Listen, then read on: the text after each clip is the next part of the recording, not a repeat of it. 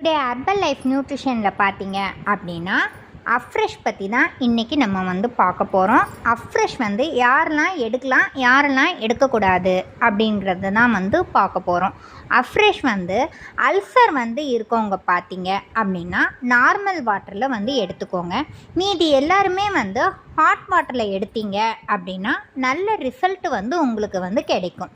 அடுத்தது அஃப்ரெஷ் எடுக்கும்போது பார்த்தீங்க அப்படின்னா உங்களுடைய எனர்ஜியை வந்து நல்லா வந்து பூஸ்ட் பண்ணி கொடுக்கும். பிளட்டில் இருக்க ஆக்சிஜன் லெவலையும் வந்து நல்லா வந்து இன்க்ரீஸ் பண்ணும். ஓல்டே வந்து உங்களை டயர்டாகாமல் வந்து வச்சுக்கும். அஃப்ரெஷில் மொத்தம் 7 ஃப்ளேவரில் வந்து இருக்குது. யார் யார் என்னென்ன மாதிரி ஃப்ளேவர் வந்து யூஸ் பண்ணலாம் அப்படிங்கிறதுக்கு நம்மளுடைய ஸ்க்ரீனில் தெரிகிற நம்பருக்கு கால் பண்ணி கேட்டிங்க அப்படின்னா அதை பற்றி ஃபர்தராக ஃபுல் டீட்டெயில் வந்து நாங்கள் வந்து வெல்னஸ் கோச் மூலியம் உங்களுக்கு வந்து கொடுப்போம்.